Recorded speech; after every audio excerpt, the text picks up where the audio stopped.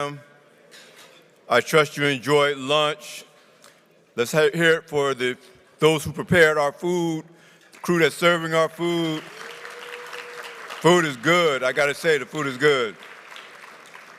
And now we're going to begin with this afternoon's featured panel discussion, Managing DEI, How to Excel as a Leader of Diverse Teams.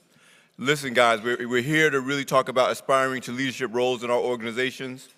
And in order to do that, you have to learn to manage, coach, and motivate people who do not share our lived experiences and perspectives, especially as Black men, meaning diversity management works both ways. And with that, we're about to learn how to build and lead winning teams across the full range of diverse backgrounds and cultures, including race, gender, sexual orientation, age, nationality, ethnicity, the formerly incarcerated, and beyond. Please join me in welcoming our panel of experts. Cedric Rockamore, the Chief Diversity Officer for American Airlines. Come on board, Cedric. Please welcome to the stage.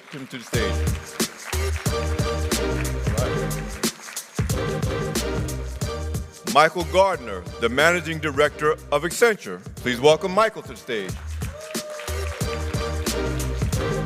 Yeah. And our moderator for this special session, Reggie Willis, Chief Diversity Officer for Ally Financial, Inc. Please welcome our moderator, Reggie. I could already tell you, as someone who was on the moderator call for this group, you are in for not only a treat, but something that's really going to equip you for the next levels of your careers. Thank you, guys. Appreciate it. Thank you for that. Cedric, Mike, what's going on? Good to be here. Good to be here. Good afternoon, everyone. How are y'all doing? Like that. Okay, so we're going to get started. I know we didn't do our bio, so why don't we just get started?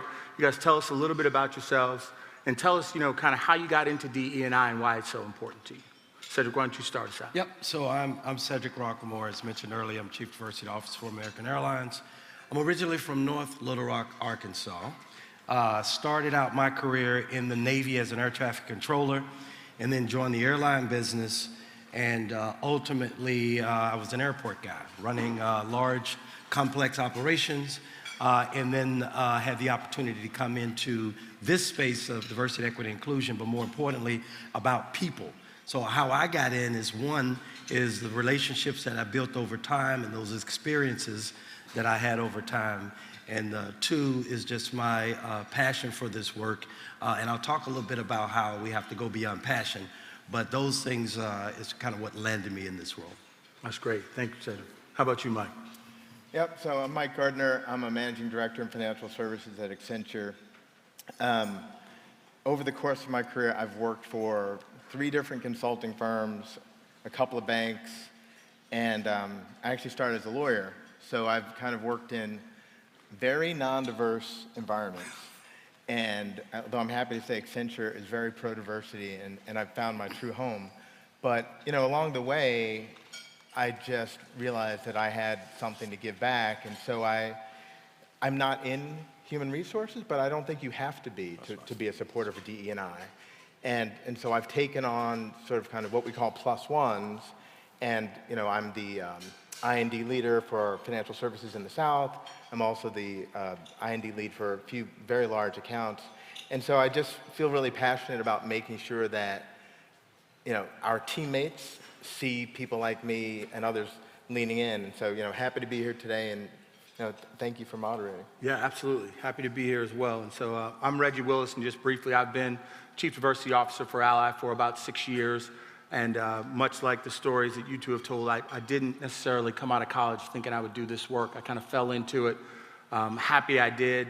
It's tiring work, but I think it's critical work for us to continue to advance, kind of as Black men in particular, but also as a society. And we'll talk a little bit about what that means. But we're going to get into talking about what it means to lead a diverse team, but I want to talk about culture first, because I think at the foundation, culture is what's going to kind of set you up for success in this work. So can you talk to me a little bit about what it means to have an inclusive culture and the importance of an inclusive culture? Okay, I'm on deck. All right. I was just sharing, as we prepped, about the inclusive culture at Accenture, and I'm going to anchor on that for a second, because relative to the other place I rattled off a few minutes ago, this is like night and day. It's the tone from the top. It's our leader publishing goals, adhering to goals when we miss them, owning up to it, but driving to make a change. And we have a mantra that probably lots of other firms do, but it's kind of like people need to be safe, seen, and heard, right? Mm-hmm. And it's not just words in a web-based learning that you do once in a while. We reinforce it, we meet on it, it's in every meeting. So I think that tone from the top and the intentionality, I'm going to put that word back in the room since we heard earlier, the intentionality of being safe, seen, and heard has really helped our culture tremendously. Got it. Thank you. Cedric, anything you want to add to that? Yeah, I think you talked about the word intentionality, but I think also just to set a little bit of context around, because as we talk about leading diverse teams, is basically starting by defining what is diversity. I know we talked a little bit about our definition of diversity, and diversity is about representation, and it is not about a single demographic. I say this everywhere I go. I try to make sure I'm clear about it is not about black people exclusively. When we say diversity, because we have been the poster children for years, people think diversity means black, or maybe it means Latina, or maybe it means gender. But it really means all of us, all of our differences, all of our identities, and that is what we strive to kind of talk about at American Airlines, is about diversity as a whole. Because you have to start there if you're trying to build one unified team. You have to start where it's inclusive in that. And then equity is about just fairness, and fairness can be subjective, but there are certain elements of fairness. Access to things, right? Resources, access to resources. And then the last part about culture, I think I tie into this, is this thing around inclusiveness. Well, we see that as a sense of belonging. Like you feel like you belong. People know they belong, but are you creating an environment that they feel like they belong? And so in our efforts to go out and create this environment, this inclusive environment, you have to ensure that you understand that you're creating an environment for every demographic and for every difference and for every identity. I can appreciate that, and so let's get into it then. Let's have, how do we think about this work, without just looking at it from our own lived experience, and maybe said a little differently, how do I think about DE&I and not just think about it from a black man's point of view? And either one of y'all want to tackle that one. I mean, I'll jump in. I think that, and so I'm going to steal another one of your lines, because we just met, but we're old friends already. But, already. But so we did a prep call, and you talked about empathy. And as I was thinking about what we were trying to share today, I think that empathy is what allows any of us who are good leaders to do what you just said, right? It's to put yourself in the place of someone else and understand how they feel.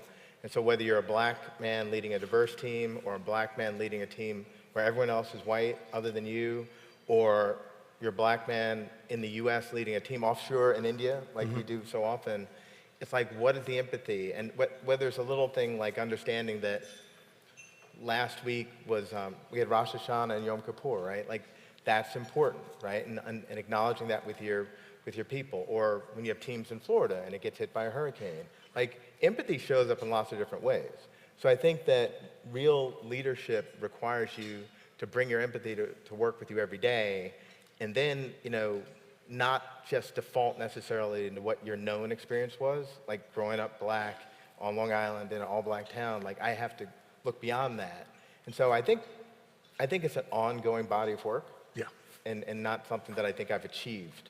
So I don't know, what do you think, Cedric? Now that I took your idea. No, it wasn't my idea. I know, but we were sharing it. We talked so, about it, yeah. and I do think that this thing around empathy is key.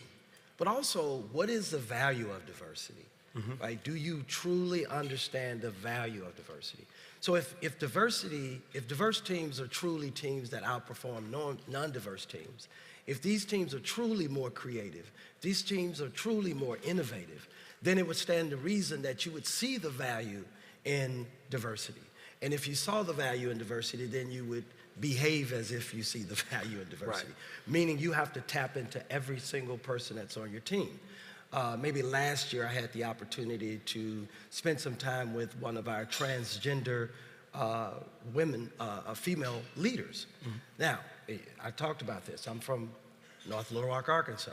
Grew up in a house with my mother who was thus said the Lord, okay? She was sanctified, that environment. So y'all following me, I know y'all are. And so for me to meet with a transgender white woman was an experience that I wanted to do that because one, I have a genuine love and curiosity for people. That's one. And two, I wanted to make sure that we were creating an environment that she felt. Even the fact of me saying she was something that I had to get comfortable with. And I spent some time with her and she helped me. I chose to be vulnerable. I chose to be open. And she chose to have the courage to say, you know what? I'm gonna teach you, I'm gonna spend some time with you. Because I knew that is one more person that if I could get that person to bring their full self to work, then what comes along with that is all of their full ideas, all of their full creativity, all the things that we need to really beat the competition, I'll say it that way, to be more competitive. The value that diversity brings is the value that diversity brings. And if there are elements of that that you're uncomfortable with, then that's what you have to become comfortable with. So you have to begin to understand first, do we truly see outside of the social piece of it, but do we truly see the value of diversity? Right. No, that's great. Those are great points. And so this topic that we're talking about today is, is looking at ourselves as leaders. Right, so we're in a lot of the instances that we talk about DE&I or we talk about inclusion, many times we're the problem that's trying to be solved for, right? As black men or black folks that are in the audience, how do we solve for, how do we make sure that we're giving them the right development? How are we doing these things? And so now we're kind of changing the paradigm for this conversation, right? So how would you talk to someone that was trying to gain some additional cultural competencies? So much like you said, your conversation with that transgendered woman was you being vulnerable and trying to understand. What would you give for someone that's trying to gain that from a cultural perspective, just that additional competency? I think that there's a couple of different parts to that.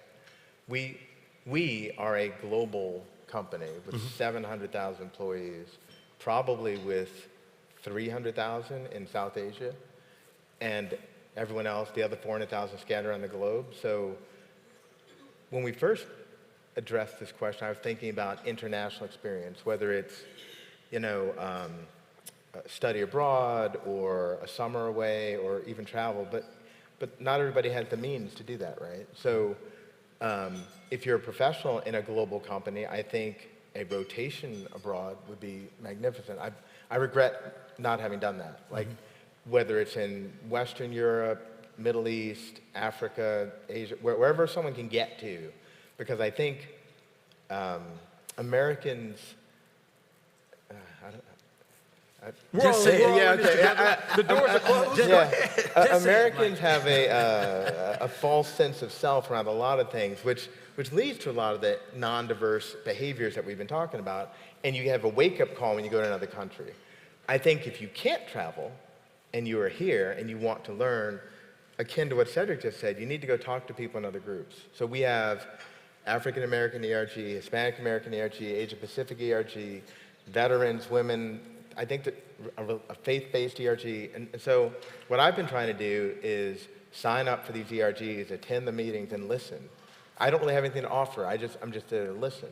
And so I don't have to leave the country to get exposure to folks here, like the LGBTQ, the Pride. I spend a lot of time with them, right? Just because listening and trying to understand, because I think to the point you made, it's not the background I came from, but it's one that's very important to our daily success. Right.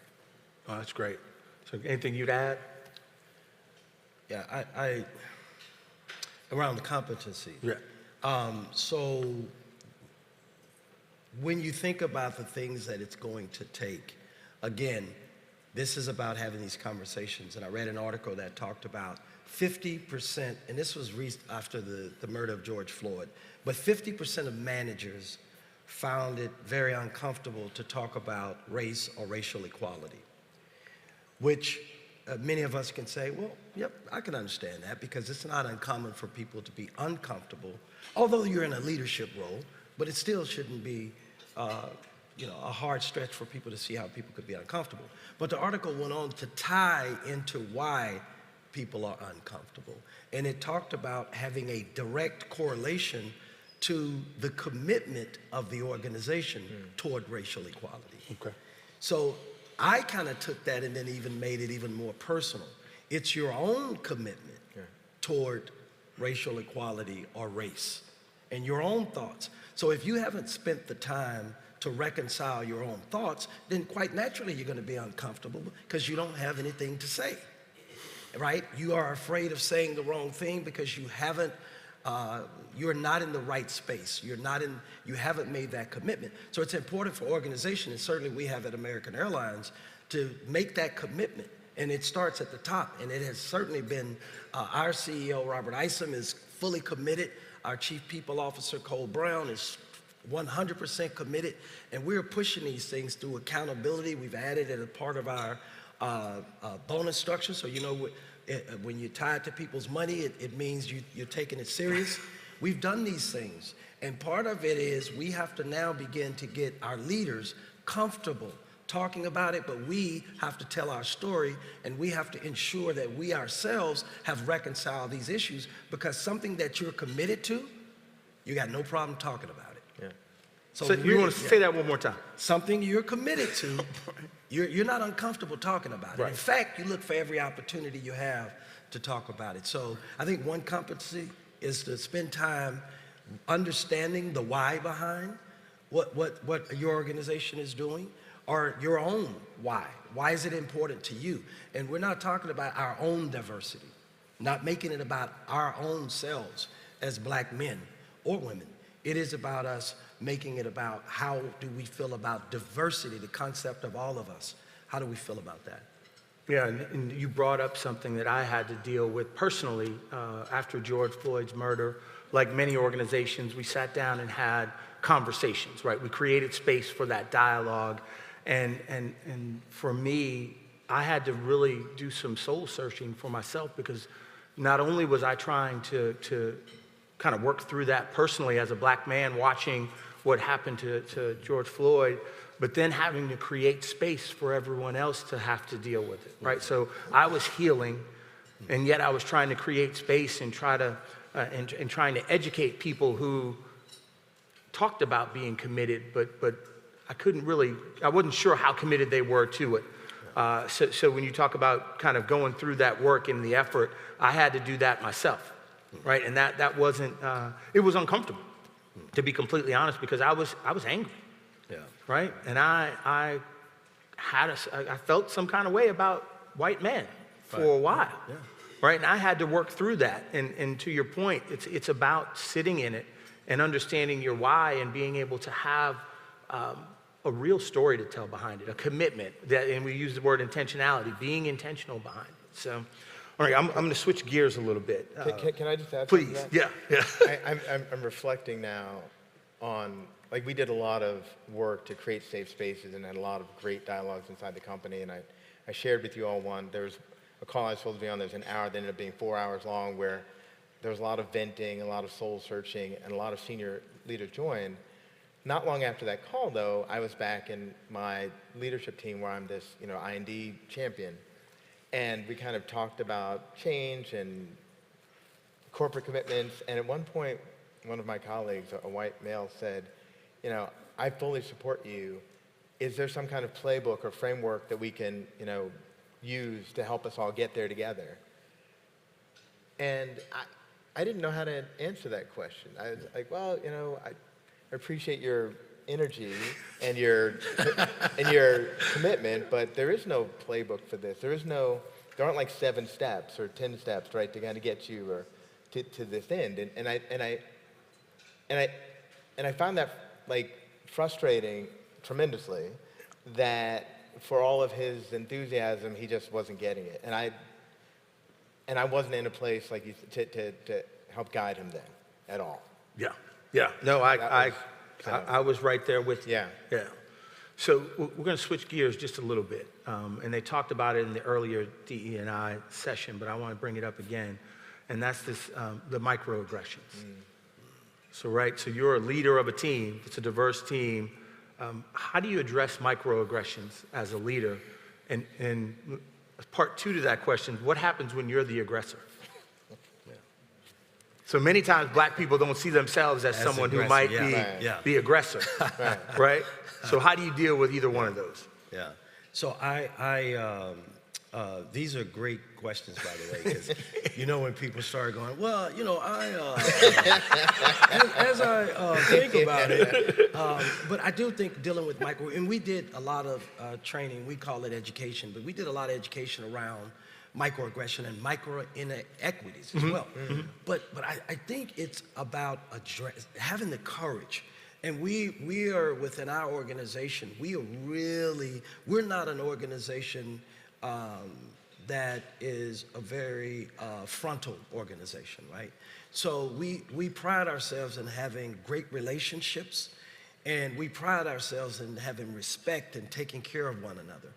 But I think sometimes what is a missed opportunity is to address issues head on, right? And so when you hear something, when you hear it in people's language or you hear it in their actions, how do you have the courage, or sometimes the energy, or sometimes the patience, but the energy or the courage to address it, right? So if you see or hear these microaggressions, one, we tried to create training space, and I think we did a great job at it, a good job at it, I'll say, of how do you identify it first.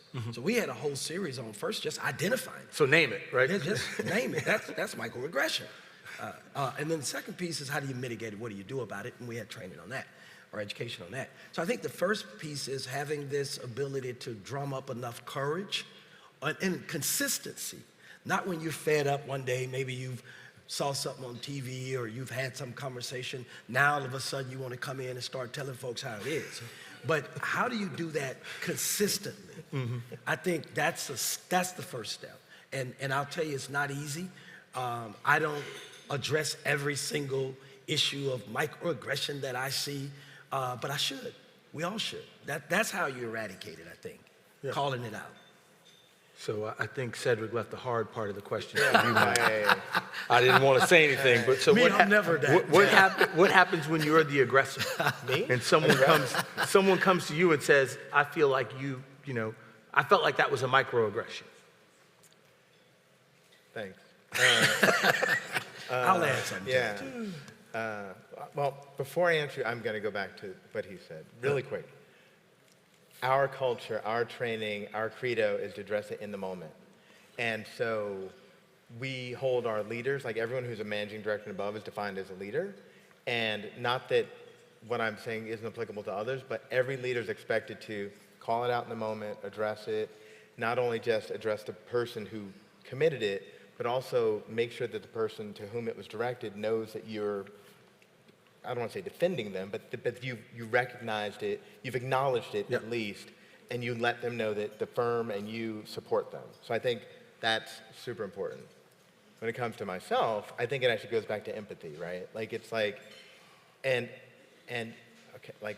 my daughter's 19 and she's very sensitive, and I say things all the time that I think are maybe funny or maybe witty or something, and she calls me out on it. And I use her as that because she's very sensitive. She grew up in a, I think a thoughtful household, but like sometimes I don't realize I'm doing it, and I have to kind of stop, and I'm like, and so I tell the story of her because she's my daughter. I don't bark at her. I stop and I try to sit with it, but so I try to take that to work. And if someone calls me out on something, I try to play back, like, what did I say? How did it land? Oh, God, yeah, that wasn't quite right. Right? And so then,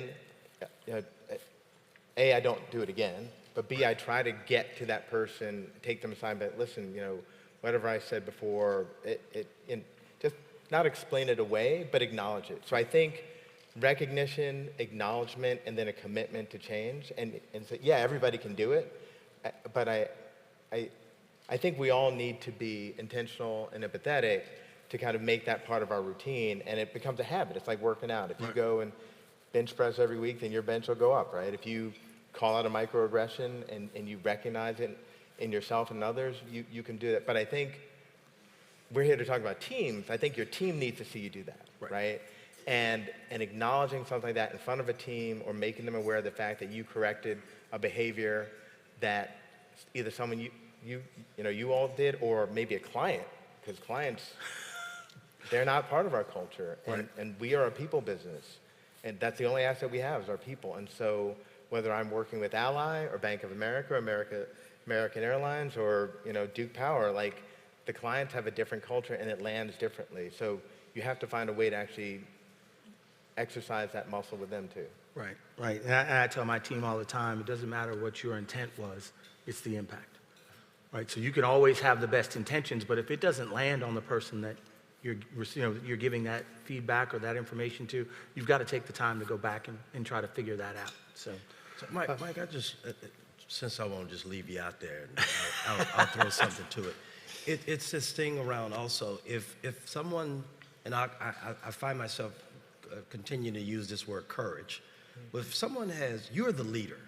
Right. So if someone has courage enough to come to you as their leader, whether it's done directly to them or they observed it, and they have the courage to address it, first, they care. You have to start there. And secondly, you have to start from a place to assume that their perception of it is their reality of it. So don't dismiss it. You have to initially come to the point they actually believe it. And one of the things I was told is never say to people, I didn't mean that. That was not my intent. Because intent doesn't mean anything, because the impact you had on. So when you say I didn't mean it, or that wasn't my intent, you really haven't said anything to the person, because it's the impact of it. It wasn't necessarily your intent. And so you have to really start by, one, an apology, whatever you feel is appropriate, but it's also to get into how do you change that. But it is their perception. So I think the first thing you have to do is think about, here's an opportunity for you to correct something. I love it when you said the team needs to see that, because here's a great opportunity for you to show humility, for you to create this thing where we're talking a lot about in business world about psychological safety. Now you're giving an example of how people can actually come and they can speak and they can say what they need to say. So I think it's important not to be dismissive. Yeah. So Mike, you brought up something I'm going to lean in on a little bit. So you, as Accenture, you do a lot of consulting, right? So what do you do when you go to a client and you see that their culture or their behaviors, the way that they handle things doesn't align to Accenture's culture, or maybe even your own personal leadership style? So how do you address it? Do you address it? What do you do when that situation happens? Many of us have clients, right? So we got to deal with being a leader, whether they're our people or not. So I think it's a couple of things. I think if it's a real culture clash and there are behaviors or norms there, you have to, I think as a leader, tell your team that these are not our norms, that this is not what we do, and whether we're here for a 2-week project or a 2-year project, we cannot adopt those norms. We have to keep living our values like every day, right? I think that if it's something that is offensive, ethically wrong, morally wrong, I think we have an obligation to I mean, that's an extreme, but you would have an obligation to raise it within their organization, not quote unquote telling on someone, but rather calling out a behavior. And your goal is not to damage someone else's career. So if you can do it in a one-on-one manner, leader to leader, I think that would be appropriate. But if it's some sort of behavior that's totally against your kind of code of business ethics and personal morals, then I think you'd have to escalate it. I would say in the course of my career, I've only come across 1 or 2 instances with clients where things needed to be escalated, and they were both very unfortunate and some pretty egregious behavior that ended up being corrected. But frankly, we fire clients too. And if a client doesn't have our values and we can't operate with them in a way that leaves our people feeling safe and having psychological safety, then we won't do business with them. that's great. Yeah. Cedric, I want to lean into some of your background. So you weren't always an airline guy, so you spent some time in our military, and you weren't always in HR, so you spent a lot of time in operations too. So when you think about the differences, maybe the military, I mean, they're diverse. That's just how they have to operate, right? There's no other way, especially when people's lives are at stake, right? So talk to me a little bit about the differences when you went from, serving our country to civilian life and then from operations into HR. Yeah. So I think each of these, my path, the journey I was on, each played a specific role. Joining the Navy at 19, and the background that I had, I needed that discipline. I grew up in an area that was just basically black and white. And I went to school with basically black, white, but my area that I grew up was exclusively all black. And so what the military was able to do was broaden my experience in a way that, one, gave me discipline, and two, I saw firsthand the value of consistency, the value of teamwork, the value of rules, the value of protocol, all these things that are important. Also having one mission. We kind of sometimes say one band, one sound, to steal from a movie. But that's important. So I think I came out equipped after spending that time, and I went to college at night. So the formal training and the military training, I think, showed me that I had to rely on all kinds of people, whether it was gender.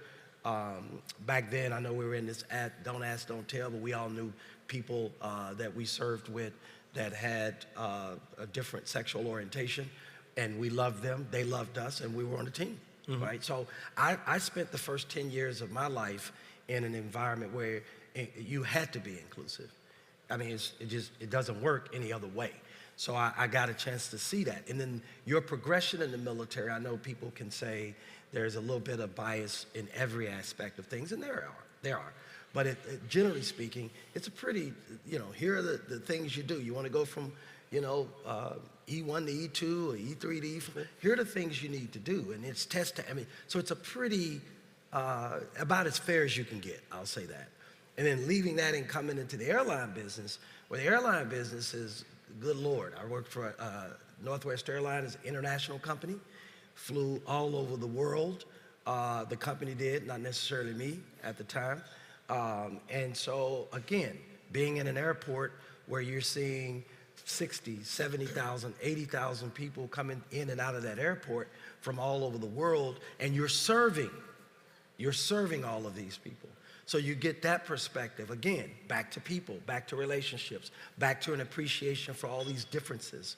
And then being in the operation, that's where, obviously, we're the closest to the customer. And that's where all of the execution happens. That's where the tactical part of the job is most prevalent. And again, that's where you're doing tighter leading. You're leading large groups of people, and you're dealing with our customers, and you're taking care of them. I shouldn't say dealing with, that sounds so harsh, right? Dealing with our customers. You're taking care of our customers. And then recently I had the opportunity, to your point, to come over into headquarters or corporate. That's where the strategy is set, right? Here's the plan. Here's our long-term strategy. So being able to take all of the things that I learned about people, because we're in the business of people. We bring people together. When you come and you do business with American Airlines, you're doing business with us out of the fact that you want to connect with another person. Or maybe that other person, this is gonna sound a little odd, but maybe that other person is you. Maybe you want to fly out into the wilderness, but you want, wherever you're doing, you connecting with something. And that's what we see ourselves as a connection point. So bringing all of the people aspects into the strategy of how we do that has been just exciting to me, because it is about never losing sight that you're here to take care of customers, again, people, and you're here to take care of team members. Those are the people who are taking care of our customers. So all of that is what's been eye-opening to me. You know how you think, oh, there's people in corporate, they don't know what the hell's going on. You know how you talk about people in headquarters. Y'all know.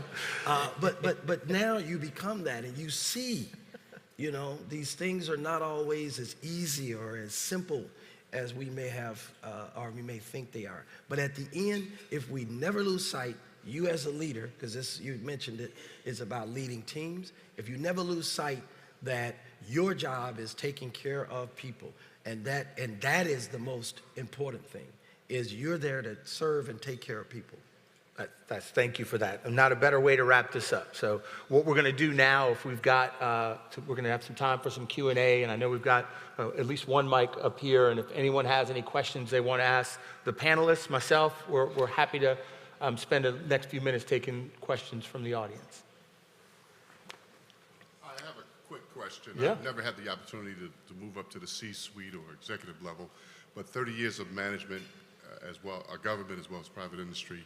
There's something that bothers me. Now, this is my experience. That doesn't mean it's yours. I want to know how you handle it with your teams. Male Afrophobia. Black men are dangerous. They're big. They're scary. I don't know you. Oh, my God, he's big. You haven't said anything yet. You just walked in the room. And then, in private conversations, oh, my goodness, he's a deacon in the church. What does that mean? He works with the youth. He's a married man. There's a disdain that I've found. There's a hatred. There's a despicable thing with you being a black, decent black male. Now, I know black women have a thing about people saying that they're angry or whatever, but there seems to be a cloud of disdain for decent black men that I've seen in my 65 years on this earth. And to me, LBGT things, that changes, the immigrant thing changes, all of a sudden, and now they like Muslims or they like Arabs. They never love black men. They hate us, and black women get together, and even in the job, you know, a guy will apply for a job, and a friend of mine, she asked me, she says, this guy's applying for a temporary position. Do you know anything bad about him? And I said, wait, would you have asked that about any other segment of the workforce? Well, you know, I don't want my career to be in jeopardy. You know, you get a black guy in there and he messes up. So let me know if you experienced that and how you deal with that. He dropped the mic on us and then walked away. So I'll filibuster a little bit and give you all some time to think about it. Thank you for your question. I appreciate the question first. That's a real question, right? And I'm looking over here. I've got some of my allied teammates that are sitting right here, and we've had that very real conversation as black men. And there is that fear factor. I think it's fear. You might say disdain, but I think it's fear. And the fear is deep-rooted, it's systemic, and you're right, having to sit and measure your words, having to sit and recognize your posture, having to maybe quelch your enthusiasm or your energy behind a topic because you don't want to be seen as aggressive or angry. Those are real things. And I think you mentioned something, but I think the more that you can keep yourselves in those rooms and let people see who you are fully and authentically and call them out when those instances, just like a microaggression, when those happen, well, Billy had that same amount of energy and no one's calling him angry. Billy's a foot taller than me and 100 pounds heavier than me and no one's calling him angry. So why all of a sudden am I an aggressor? Because I have the same enthusiasm behind or passion behind whatever the subject matter is. Right, so some of it is you being bold and courageous to call it out when it happens, and secondarily, it's y'all just need to be around more black people. Yeah. Right? We need to have more of us in the room, in particular black men in the room, so you can understand that we want the same things you want. We want our families to be safe. We want to be able to make a living. We want to be able to progress. We want our children to have better lives than we have. No different than what you want. And once we get, can we get it to that just baseline fundamental thing and stop talking about or projecting your inferiority or your fear of us onto us? Because that has nothing to do with us. So that's my answer. I've been asking questions, and all my team knows I'm not good at just asking questions. I like to talk, so. That's a great answer. Yeah. I'll tell you this. So we're both like, hey. I'll tell you this.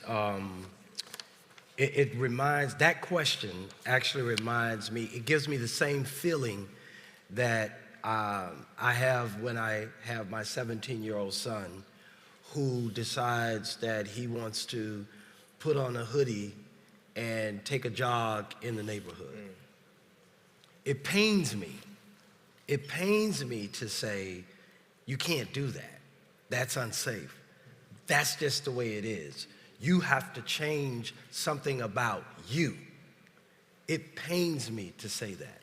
But I don't know what else to say, because I think the reality of it is, if my son puts on his hoodie and jogs in the neighborhood at night, I think it's a risky move. But now a 17-year-old is saying to me, but why? Is the underlying message you're saying to me is, as my father, you have no ability to protect me? That's a painful thing. And I think the world doesn't understand sometimes as black men what we go through, how we've had to say to our families, maybe we're not able to protect you. And so when you say that about being a big black man coming in and how people are perceiving you, I've had these conversations and I've said to people, understand the power of your presence. God has given you this presence. So understand that presence brings power with it. So it does align with this fear thing. So it's not disdain, people are fearful. So you have to be mindful of that power you have, of that presence, and somehow make that where people can digest it. And it pains me even to say that, because I'm saying you got to do something different. Right. Yeah, that's you're right.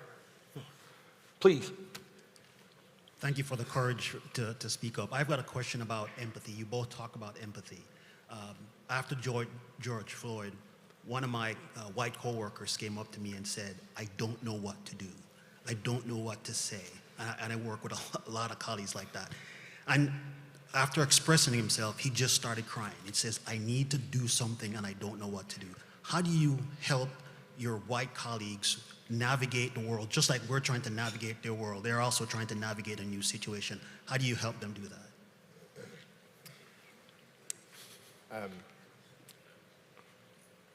I'm going to go back to empathy one more time.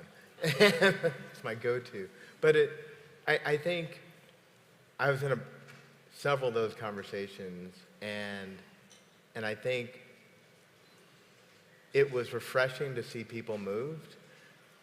I'd rather somebody come up to me and burst into tears and ask me for a playbook and how to solve for, diversity challenges at work, right? So I think that listening, talking, spending time, Reggie's comment before about we need more black men in rooms so people can understand our presence, that we have the same life goals and aspirations as everyone else.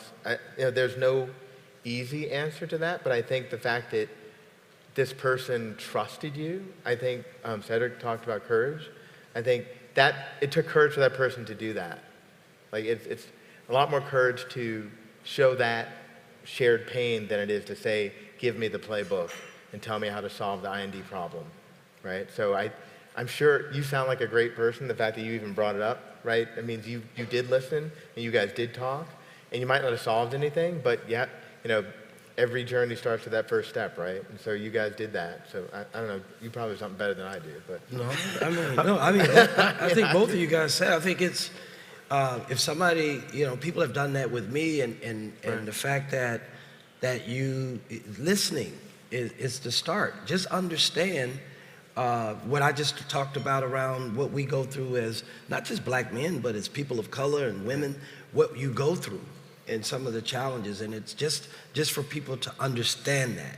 Because I think if people understand it, and then they see it as truth, because we all know when you have truth, the problem with truth is you got to do something about it. Right. That's why people don't like truth. That means you can't have truth and do nothing. Right. So if you accept something as true, then you have to do something about it. So I'd much rather just say that's not true. Right. And we got time for one more question. I see we have one more up here, and I just want to add on to that. Once they get past their tears, I have a different conversation. So I do give them the appreciation, but I said, why are we the only race as victims who are asked to solve our problems? Yeah. Right? So you need to go put in the work, right? We're the victim, and you're asking me to solve for that. Right. you got to go put in the work, right? Go look at the systems that have systemically hindered all of our abilities to succeed, right? Go look at how our educational system's structured, how the healthcare system's structured, how our governmental system's structured. Start tackling those if you want to be helpful.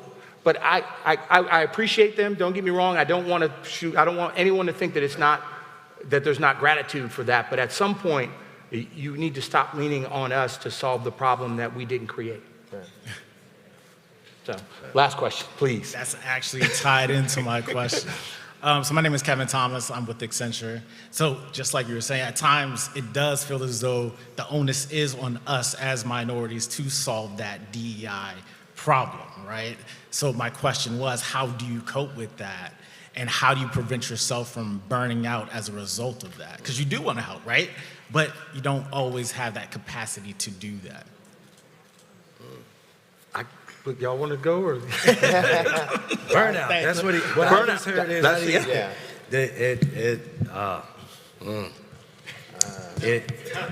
But you know what? Think about all the people who had to do the work before us. Right. Think about all these folks who, if they had just said, look, I'm tired, right? All of our leaders, all of the people who push change, all of them, I'm tired. And so we don't have the luxury of getting tired. We don't have the luxury of burnout. So we have to keep the work going. Yeah, there's no easy answer to that. Yeah. I think, whether it's Dr. King or John Lewis or whomever, right? You think about that journey to us just sort of getting the grind at work. I think if you believe in it, to talk about a friend, and you have courage around it, and you always want to talk about it, then you'll find the energy to help, navigate through it. But at the end of the day, we all have to take care of ourselves. You have to eat right. You have to get enough sleep. You have to work out. You can't pour from an empty cup. So if you don't have your own health and focus and sanity managed, then you can't help other people. So I think finding ways to recharge, finding whatever your passion is inside and outside of work will give you the energy to push on through, because the journey's not over. I hope to be invited back here at some point, but probably in 5 years we may be talking about some of the same things. It's not over. Every day, every step, every iteration, every interaction, it's a grind. But the burden shouldn't be on us, but a lot of the burden does fall on us. The work never ends, right? Cedric, Mike, it's been a pleasure to share the stage with you. Thank you. Give our two panelists a round of applause, please. So with that, we will conclude our panel. Thank you all for staying and participating with us. Hope you have a great rest of the time here, so we appreciate it. Oh, we're staying. We have not been released. We've not been yet. We cannot leave. Well, great conversation. Thank you, Cedric, Michael. Thank you, Reggie.